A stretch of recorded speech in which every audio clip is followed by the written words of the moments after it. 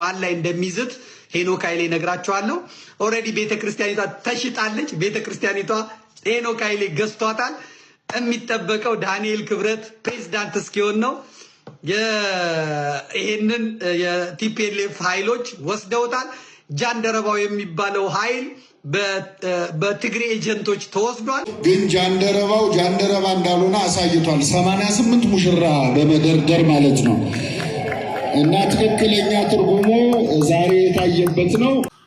በቅድስት ቤተክርስቲያን በቅዱስ ቁርባን ወይም በሥርዓተ ተክሊል ከተደረገ ጋብቻ ውጪ ያለን ጋብቻ ቤተክርስቲያን ጋብቻ ብላ አትጠራው። ምክንያቱም ቅዱስ ጋብቻ ምስጢረ ተክሊል ከሰባቱ ምስጢረ ክርስቲያን ውስጥ አንዱ ምስጢር ነው። የሚፈጸመውን በቤተክርስቲያን ውስጥ ብቻ ነው። አሁን ጥምቀትን ካህናት ውጪ ሊፈጽሙት አይችሉም። ቁርባንን ካህናት ውጪ ሊፈጽሙት አይችሉም። ቀንዲልን ካህናት ከቤተክርስቲያን ውጪ ሊፈጽሙት አይችሉም። ክህነት ከቤተክርስቲያን ውጪ አይሰጥም። ዘመነ አጸባ ካልሆነ የተለየ ችግር ከሌለ በስተቀር ወልድኪ ነፍሳተ ሶባራየኪ በእሳተ ኩነኔ ዘሃሙ ማርያም ትብሊ በንቲ አዎሙ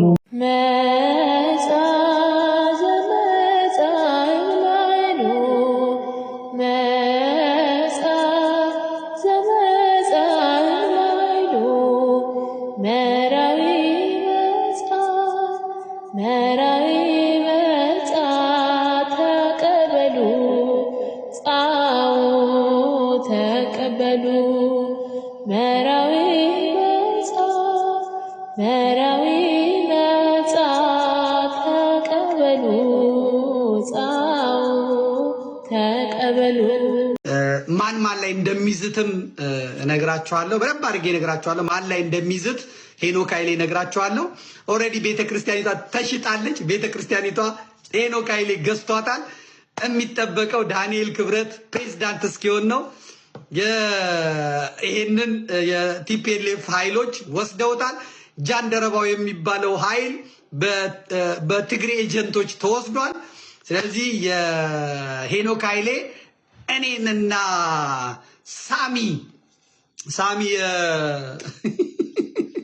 ሳሚ ኢትዮ ቤተሰብ ሁለቱን ያልተበቀልኳቸው እንደሆነ ወንዳደም ትንሽ ቀን የቀረኝ እና አሳያችኋለሁ እያለ ነው። በግልጽ መጣባለው ትንሽ ነው የቀረው ብለሃል። እስቲ ማን እንደሚያሸንፍ አብረን እናያለን። ይህንን ታሪክ ዛሬ ለዓለም አደርሱ። የኛ ቅድስት ቤተክርስቲያን ኦርቶዶክስ ተዋሕዶ ምን ማለት እንደሆነች በዚህ ውስጥ ማየት ይቻላል። እቺ ንጽሕት እቺ ቅድስት እምነት የሆነች ዛሬ 44 ልጆቿን በአንድ ቤተ መቅደስ ድራቸዋለች ማለት ነው። በእውነት ወገቧን ታጥቃ ዛሬ ልጆቿን ድራለች ሲል ዲያቆን ሄኖክ ኃይሌ በዛሬው ፕሮግራም ተናግሯል። እውነት ነው። ቤተክርስቲያን ወገቧን ታጥቃ ልጆቿን ድራለች ማለት ነው። እንግዲህ በጃንደረባው ማህበር አማካኝነት ነው ይህ የተደረገው። በጣም ደስ ይላል። በቶታል ቅድስት ሥላሴ ቤተክርስቲያን ብፁዕ አቡነ ዲዮስቆሮስን ጨምሮ 2 ብፁዓን አባቶች በአንድ ላይ 3 ብፁዓን አባቶች በተገኙበት የእህት ወንድሞቻችን ሰርግ ተፈጽሟል ማለት ነው። ይሄ በጣም የሚያስደስትና እንዲህ አይነት ነገር ውበታቸውን እንኳን ተመልከቱ። የኛ ቤት በእንዲህ አይነት ስርዓት ባለው ነገር ነው የምትድረን። ለዚህ ማዕረግ ያልበቃችሁ፣ ለዚህ ክብር ያልበቃችሁ ቅድስት ድንግል ማርያም በዕለተ ቀኗ ለዚህ ክብር ለዚህ ማዕረግ ታብቃችሁ። በዚህ ማዕረግ ውስጥ ደግሞ ያላችሁ እስከ ፍጻሜው ጸንታችሁ በስጋ ወደሙ ቆይታችሁ የክርስቶስን መንግስቱን ለመውረስ ሁላችንንም ያብቃል። ኦርቶዶክስ ተዋሕዶ መሆን ማለት መታደል ነው። በዚህች እምነት ውስጥ መኖር ምንኛ መታደል ነው። ቻችን እንደሚያውቁት አሻሚ ትርጉም አለው። ግን ጃንደረባው ጃንደረባ እንዳልሆነ አሳይቷል። 88 ሙሽራ በመደርደር ማለት ነው። እና ትክክለኛ ትርጉሙ ዛሬ የታየበት ነው። እነዚህን ሙሽሮች ፍጻሜያቸውን ያሳምርልን። እንግዲህ እግዚአብሔር ቢፈቅድ በዛሬው ዕለት 88 ወይም 44 ሙሽሮችን በቤተክርስቲያን አማካኝነት ተድረዋል። ጋብቻቸውን በምስጢረ ተክሊል በምስጢረ ቁርባን ፈጽመዋል። እግዚአብሔር ቢፈቅድ በየዓመቱ ከዚህ እጥፍ እየሆነ በጣም ብዙ ወጣቶች ጋብቻቸውን በሥርዓተ ቤተክርስቲያን እንድትፈጽሙ፣ እዚህ ያላችሁ ያላገባችሁ ሰው የደስታውን ቀን ማሳለፍ ያለበት በየት ነው? በቤተክርስቲያን ነው። ስንታመም ወደ ቤተክርስቲያን እንመጣለን ጠበል ለመጠመቅ። ስንሞት ፍታት እንዲፈታልን እንድንቀበር እንመጣለን። በችግራችን ጊዜ የምንመጣበትን አምላክ በደስታችን ቀን ወደ አንተ አንመጣም ልንለው አንችልም።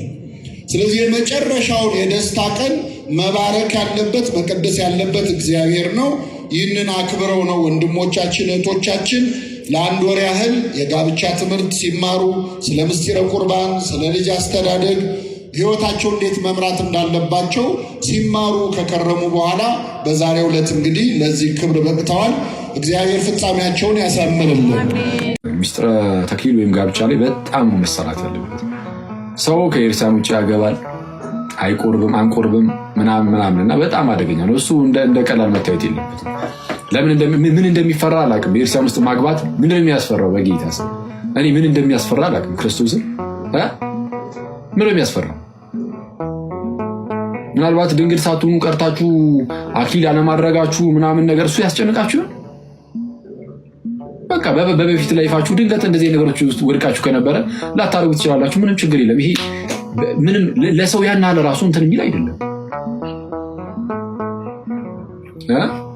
ኦኬ አክሊል አካሲ እንዳትል ግን የምሬ ነው። ምንድን ነው የሚያስፈራን ክርስቶስን እና እኔ ጋብቻ በዚህ ዘመን ቢያንስ ማለት ነው ከቤተ ክርስቲያን ውጭ ያለ ጋብቻ በስመ አብ እኔ የውርደት ጋብቻ ነው። ክርስቶስን በጣም ይቅርታ አድርጉልኝ። ከአሁን በኋላ ማለት ነው በቃ ከዚህ በፊት ያለው ችግር የለም። ከዚህ በፊትም ያላችሁ በዚህ የተጋባችሁ ሰዎች ግን ፕሊዝ እንደው በጌታ እለምናችኋለሁ። ምናልባት ክርስቶስም ሊጠይቃችሁ ስለሚችል ማለት ነው። ኦፍኮርስ ይጠይቃችኋል።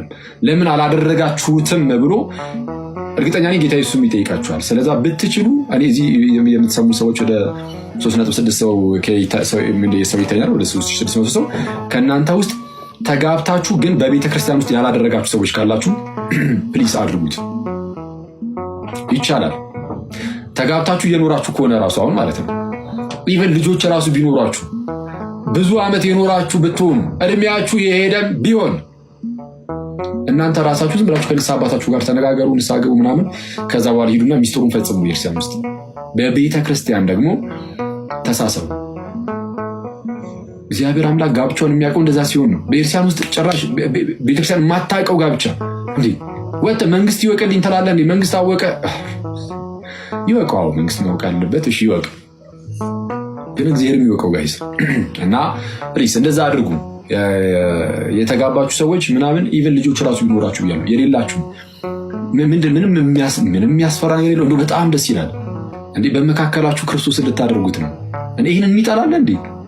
ይህን ከጠላ ይኸው አንበሳው እንደዛ ማድረግ ፈልገ፣ በተለይ አሁን አዲስ ለምትጋቡ እናንተ ተወትና ማግባት ፈልገ፣ አንተ በቅዱስ ሚስጥር ማግባት ፈልገ፣ እሷ አልፈልግም ካለች በቅቁሽ ነው አለቀ ባይ ማለት ማስተማር አስተምራት። ግን ኧረ በጣም ምር ካለች በቃ ሲጀመር ምንድን ነው ማይ ብራዘር ፊት ለፊት ላይ የምታየው አደገኛ ህይወት ነው ማለት በጣም ረጅም የሆነ ህይወት ነው እና ህይወቱም የተቀደሰ ነው የጋብቻ ህይወት ልክ እንደዛ ማለት ነው። እና ቆንጂት አንቺ በቅዱስ ሚስጥር ማግባት ፈልገሽ ግን አንበሳው አይ አልፈልግም አላጋም ካለ በቃ ይረጋጋ ይማር ምናምን አይ ካለ ይቁሰው።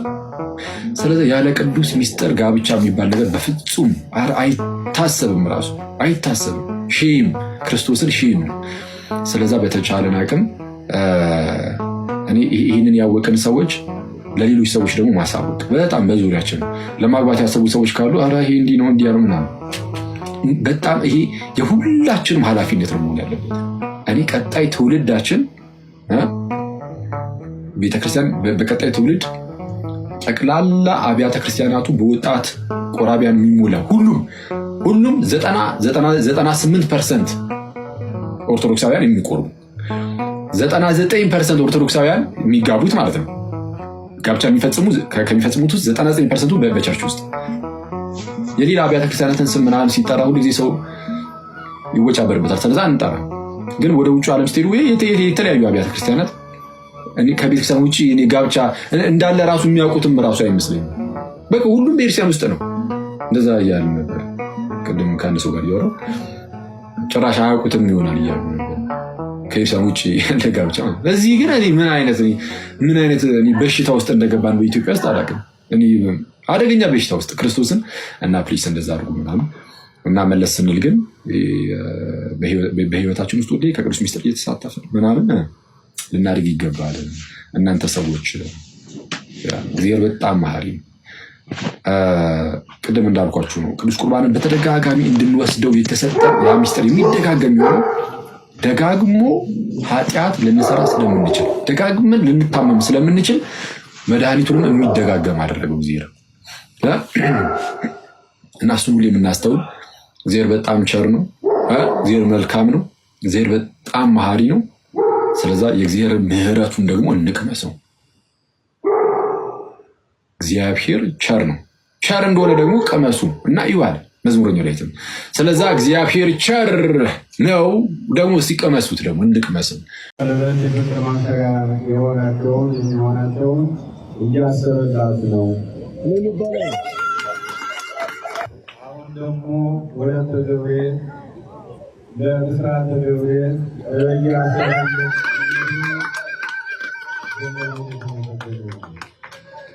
ይህን ደስታ ለመካፈል ታችሁ እግዚአብሔር ያክብራችሁ። ክርስቶስ ተንሥአ እሙታን በዐቢይ ኃይል ወሥልጣን አሰሮ ለሰይጣን አግዓዞ ለአዳም ሰላም ይእዜሰ ኮነ ፍስሐ ወሰላም። እንደምታውቁት ይሄ ወር በዓለ ሀምሳ ነው። በተጨማሪ ደግሞ ወርሃ መርዓት ወመርዓዊ ተብሎ ይጠራል። ብዙ ኦርቶዶክሳውያን ጋብቻቸውን የሚፈጽሙበት ወር ነው። እንግዲህ በቅድስት ቤተክርስቲያን ጋብቻ እጅግ የከበረ ነው። ከሰባቱ ምስጢራት ቤተክርስቲያን ውስጥ አንዱ ምስጢር ነው። የጋብቻ አንድነት እንዴት እንደሚገኝ ፍትሐ ነገሥት አንቀጽ 24 ቁጥር 899 ላይ እንዲህ ይላል። የጋብቻ አንድነት ግን በካህናት መኖር በላያቸው በሚጸልዩ ጸሎት ካልሆነ በቀር አይሆንም፣ አይፈጸምም። ሁለቱ አንድ በሚሆኑበትም በተክሊል ጊዜ ቅዱስ ቁርባንን ያቀብሏቸው ምስጋና ይግባውና ጌታችን እንደተናገረ አንድ አካል ይሆናሉ። ያለዚያ ግን ይላል ጋብቻ ተብሎ አይቆጠርላቸውም። ወንዶችን ከሴቶች ሴቶችንም ከወንዶች አንድ የምታደርግ ጸሎት ናትና ይላል። ስለዚህ ስለ ጋብቻ ሲናገር አንድ ሰው በትክክል የጋብቻን አንድነት አገኘ የሚባለው ወደ ቅድስት ቤተክርስቲያን ሄዶ በዚያ ካህናቱ ጸሎተ ተክሊል አድርገውለት ወይም ድንግልና የሌላቸው ከሆኑ ደግሞ የጋብቻን ጸሎት ጸልየውላቸው አክሊሉ ነው የሚቀርባቸው። ቁርባኑን ግን ያከናውኑታል። በቅዱስ ስጋውና በክቡር ደሙ በጸሎቱ አንድ ነው የሚሆኑት ይላል። ከዛ ውጭ ግን ጋብቻ ተብሎ አይቆጠርላቸውም ይላልና በቅድስት ቤተክርስቲያን በቅዱስ ቁርባን ወይም በሥርዓተ ተክሊል ከተደረገ ጋብቻ ውጪ ያለን ጋብቻ ቤተክርስቲያን ጋብቻ ብላ አትጠራው። ምክንያቱም ቅዱስ ጋብቻ ምስጢረ ተክሊል ከሰባቱ ምስጢራት ቤተክርስቲያን ውስጥ አንዱ ምስጢር ነው። የሚፈጸመውን በቤተክርስቲያን ውስጥ ብቻ ነው። አሁን ጥምቀትን ካህናት ውጪ ሊፈጽሙት አይችሉም። ቁርባንን ካህናት ውጪ ሊፈጽሙት አይችሉም። ቀንዲልን ካህናት ከቤተክርስቲያን ውጪ ሊፈጽሙት አይችሉም። ክህነት ከቤተክርስቲያን ውጪ አይሰጥም።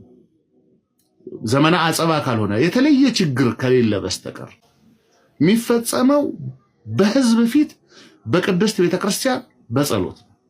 ከዛ ውጪ ያለ ጋብቻ ተብሎ አይቆጠርም ይላል መጽሐፉ። እና እንደምታዩት ግን አሁን ደግሞ የብፁዓን አባቶች ሁሉ መገኘት ጀምረዋል ዓለማዊ ሰርጎች ላይ ንስሐ ልጆቻቸው ስለሆኑ ምናልባት ምዕመናን ተስፋ እንዳይቆርጡ በሚል ስስ በሆነ አንጀት ሊሆን ይችላል በየሰርጉ ላይ ዓለማዊ ሰርግ ላይ ካህናት ተገኝተን ማዕድ መባረኩ አለ።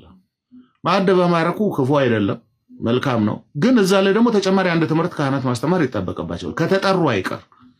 ይህንን ጋብቻ ዛሬ ጀመራችሁት፣ ጋብቻ እሺ ከመባባል ይጀመራል። ነገር ግን በጠራችሁት የሰው ብዛት ወይም የሰው ክብር፣ በደገሳችሁት የድግስ መጠን ወይም ደግሞ ሂዳችሁ በየወሳኝ ኩነቱ በምትፈራረሙባቸው የመስሪያ ቤቶች ትልቅነት የጋብቻን አንድነት ማምጣት አትችሉም። የጋብቻ አንድነት የሚመጣው በጌታችን በኢየሱስ ክርስቶስ ቅዱስ ሥጋና ክቡር ደሙ በቅድስት ቤተክርስቲያን በካህናት ጸሎት ሲፈጸም ብቻ ነው ብለን ምናስተምር ከሆነ መሄዳችን ትርጉም አለው ማለት ነው። ሌላ ቦታ ቤተክርስቲያን ማናገኘው ሰው እዛ ልናገኘው ሁሉ እንችላለን፣ ይህንን ለማስተማር ከሆነ። ካለበለዚያ ግን እዛ የተገኘ ነው የሰዎቹን ጋብቻ ለማድረግ ከሆነ በፍጹም ካህንም ቢሆን እዛ ቦታ ተገኝቶ ብቻ በስመ አብ ወወልድ ወመንፈስ ቅዱስ ብሎ ቀለበቱን ሰጥቶ ስላጋባ ብቻ ያ ጋብቻ የለም። እና ምዕመናንም ልትታለሉ አይገባችሁም። እውነት ለመናገር ራሳችሁን በዚህ አታሞኙ። ዓለማዊ ጋብቻ ላይ ካህናትን መጥራታችሁ ጥሩ ነው፣ ሊያስተምሯችሁ ይገባል። ካህናት የነሳህ ልጆቻቸውን በደንብ ማስተማር አለባቸው። እያንዳንዱ ቤተሰብ ልጁን በእንዲህ አይነት ህይወት ውስጥ እንዲያገባ ዛሬ ያው ትምህርት እየጨመረ ስለሄደ ብዙ ሰዎች ወደ ስርዓተ ተክሊል ወደ ቅዱስ ቁርባን መጥተዋል። እግዚአብሔር ይመስገን። ግን በቂ አይደለም። እያንዳንዱ ክርስቲያን የሚያገባ ከሆነ ሊፈጽም የሚገባው በስርዓተ ቤተክርስቲያን ነው። ስለዚህ ካህናት አባቶቻችን በዚህ ጉዳይ ላይ ጽኑ የሆነ አቋም ልትይዙ ይገባችኋል ማለት ነው። ምክንያቱም ትልቅ የቤተክርስቲያን ስርዓት እየተፋለሰ ስለሆነ ምእመናንም ይሄንን ተረድተን ቅድስት ቤተክርስቲያን ሂደን በካህናቱ ጸሎት ከዚህ በኋላ መጨረሻ ላይ በመዝጊያ እንደምታዩት ሰርክ በካህናቱ ጸሎት የማናደርገው ከሆነ በቅዱስ ቁርባን የማናደርገው ከሆነ ጋብቻው ይላል መጽሐፍ ሥርዓተ ቤተክርስቲያን ፍትሐ ነገሥቱ ጋብቻ ተብሎ አይቆጠርም ይላል። ይፍታንስ ጋብቻ ብላ ቅድስት ቤተክርስቲያን አትቆጥረውም ይላል። ስለዚህ እንዲህ አይነቱን የልማድ ህይወት ትተን ወደ ቅዱስ ቤተክርስቲያን እንድንመጣ እግዚአብሔር ይርዳን። አባቶችም ጥንቃቄ ልታደርጉ ይገባችኋል። አንዳንድ ጊዜ ሆን ተብሎም የሚደረግ ከሆነ ጥሩ አይደለም፣ መልካም አይደለም። ሥርዓተ ቤተክርስቲያን አይፈቅድም። ምስጢራተ ቤተክርስቲያን ከቤተክርስቲያን ውጪ አይፈጸምም። ምስጢርም አልተፈጸመም። ምናልባት ጸሎት አድርገው ሊሆን ይችላል። ጸሎቱ ግን የጋብቻውን አንድነት ፈጽመው ሊያመጣው አይችልም አይልም። ቅዱስ ቁርባን ያቀብሏቸውና ያቆርባቸውና በምስጢረ ቁርባን አንድ ሁሉ ነው የሚለው።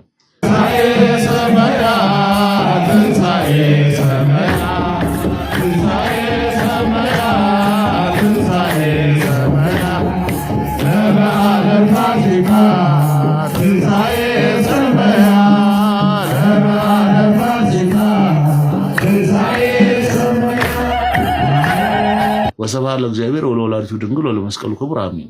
አንድ ጊዜ ቀሲስ የተናገሩት በጣም ንግግራቸው ወደድኩትና ከአንዳንድ ስልኬን ጻፍኳት።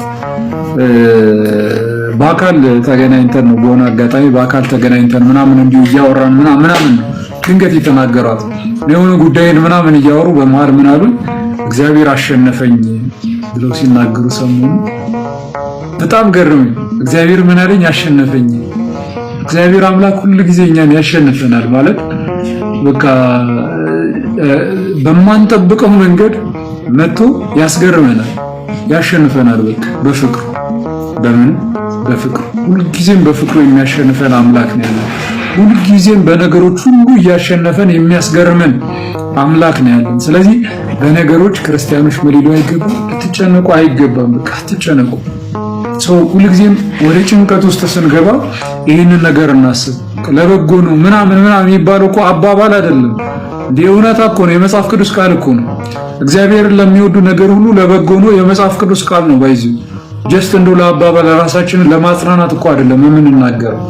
የእውነትም ለበጎ ነው። እንዴ ቀልዳለህ እንዴ? ክርስቲያን ከሆንክ ክርስቶስ ኢየሱስን የምትወድ ከሆነ ምንም አይነት ነገር በህይወት ሲመጣ ለምንድነው? ለበጎ ነው። አባባል አይደለም፣ የምርም ነው፣ እውነት ነው፣ ለመልካም ነው። እግዚአብሔር አምላክ የሚያመጣው ጥሩም ክፉም ነገር ሁሉ ከእግዚአብሔር ከሆነ ለምንድነው? ለመልካም። ለክፋት የሚመጣ ነገር አለ ከእግዚአብሔር? የለም አይደል? ያ ነገር ከእግዚአብሔር ከሆነ ለበጎ ነው፣ ለመልካም ነው። መልካም ለተሻለ ነገር ማለት ነው። የተሻለ ነገር አስቦልናል ማለት ነው። ስለዚህ አንጨነቅ፣ ወይም ደግሞ ጭንቀት የሚባል ነገር ውስጥ ምናምን ስንገባ ሁልጊዜ እግዚአብሔር አምላክን እናስብ፣ ወደ እርሱ እንቅረብ። ተክለ ሃይማኖት በአንድ እግር 7 ዓመት ቆሙ ሲባል እንዴት ምናምን እኔ እዚህ ጋር የአቡነ ተክለ ሃይማኖት ብርታት አይደለም የሚታየኝ ወንድም፣ የአቡነ ተክለ ሃይማኖት አይደለም በአንድ እግር እንዲቆሙ የሚያደርግ አምላክ አላቸው። እግዚአብሔር በቅዱሳኑ ድንቅ ነው የሚለውን የመጽሐፍ ቅዱስ ቃል ነው የተረዳሁት።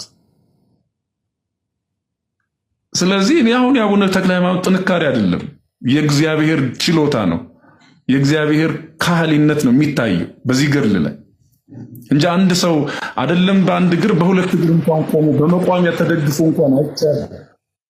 ይሄ ለምን ሆነ ያለው እንደሆነ እግዚአብሔር በቅዱሳኑ ድንቅ ነው፣ እግዚአብሔር በወዳጆቹ ያደረገው ነው።